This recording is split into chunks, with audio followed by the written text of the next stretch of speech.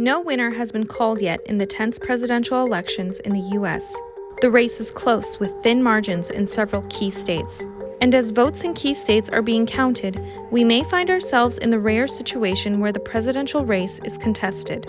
But before we get to what happens in that case, just a quick recap of what's happened thus far. Hours after polls closed, Trump claimed victory. We were getting ready to win this election. Frankly, we did win this election. The president also said that he will go to the Supreme Court to stop the vote counting.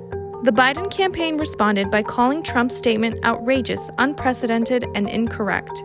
Biden has also expressed confidence about his chances in an Election Day speech, saying, "We are in track to win this election."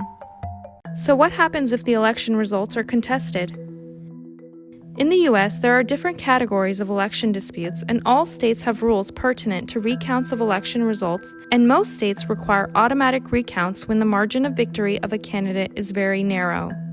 Depending on the state, a contested result may be confirmed, overturned, or in extreme cases, the results can even be canceled if the election's results are determined as corrupt. But before addressing the different scenarios that can happen if results are contested, let's understand the role of the Supreme Court in this.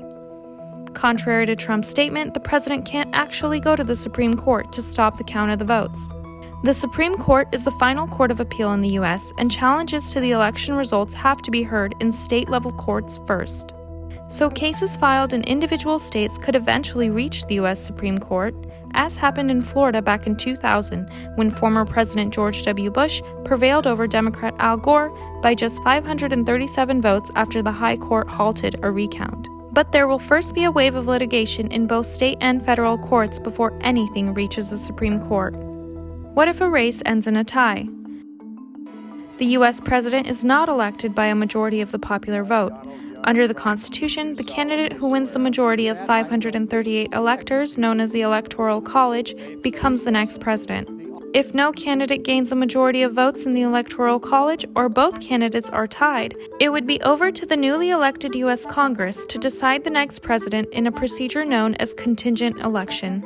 The 12th Amendment in this case provides that the House of Representatives votes to choose the president, but the 435 House representatives won't be voting individually. Instead, a delegation from each of the 50 states will get a single vote, so a candidate would need 26 votes to win. And the Senate would elect the vice president. As results stand now, it's not clear yet who will control the House or the Senate, and there is a good chance that the party who controls the House won't win the Senate. Meanwhile, we might still have to witness a contentious race for the next few days or maybe even weeks.